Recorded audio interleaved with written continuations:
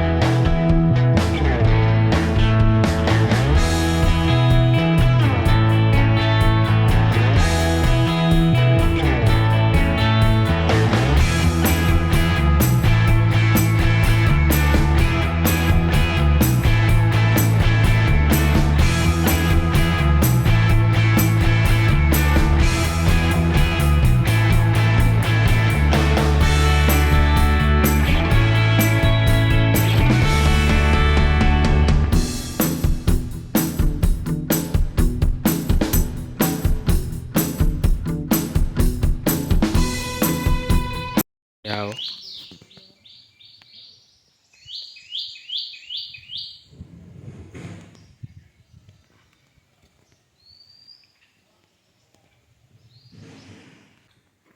તો મિત્રો અત્યારે કનક ભુવન આશ્રમ આવ્યો છું મઢી, અને ત્યાંના મહંત છોટા બાપુ અત્યારે છે હાજરમાં. મોટા બાપુ ગયા છે બહાર એટલે. અને આ છે કનક ભુવન આશ્રમ મઢીના મહંત છોટા બાપુ અને મારા મમ્મીના ગુરુ છે. ને અહીંયા હું આટો મારવા આવ્યો છું અત્યારે. તો મિત્રો આ છે મઢી કનક ભુવન આશ્રમ અને એનું સૌંદર્ય વાતાવરણ.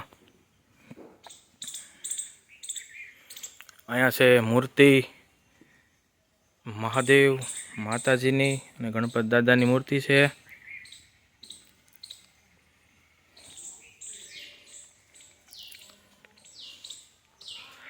કોટેશ્વર મહાદેવનું મંદિર છે. મહાદેવ મહાદેવ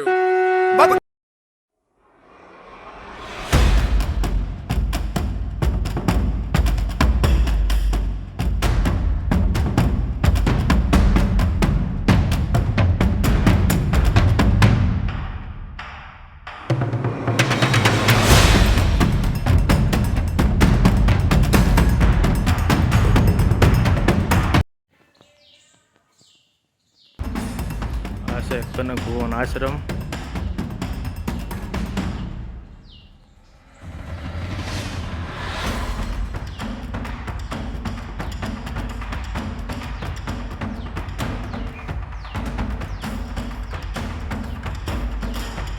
આ છે હનુમાનજી દાદાનું મંદિર અહીંયા.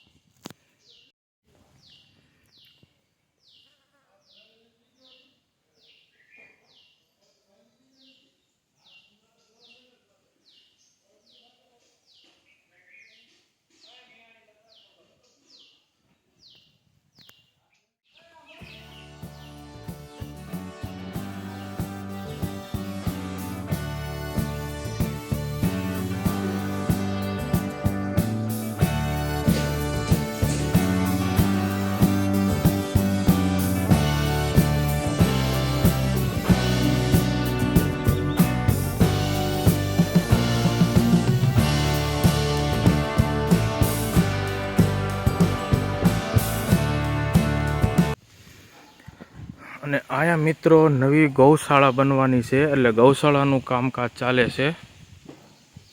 જો મિત્રો ગૌશાળાનું કામકાજ ચાલે છે.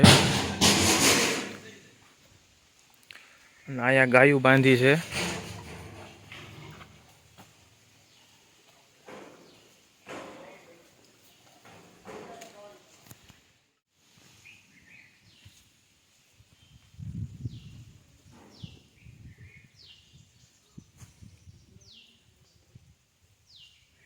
તો મિત્રો આ છે કનક ભુવન આશ્રમ મઢી સાપર.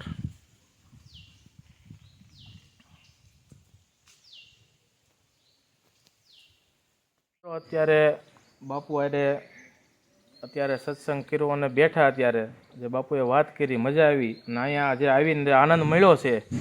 અને તમે પણ ક્યારેક સાપર ગામ બગસરા આવો તો અહીંયા મઢીએ ચોક્કસ આવજો.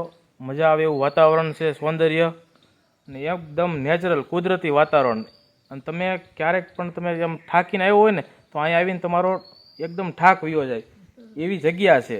અને અહીંયા દર પૂનમે બટુક ભોજન છે, એવી વ્યવસ્થા રાખેલી છે. અને બટુક ભોજન કર્યા પછી બધા બાળકોને ગિફ્ટ આપવામાં આવે છે. મિત્રો આ હતું કનક ભુવન આશ્રમની સફર. અને આ વિડીયો તમને કેવો લાગ્યો મઢીનો જરૂરથી જણાવજો તમારી કોમેન્ટમાં.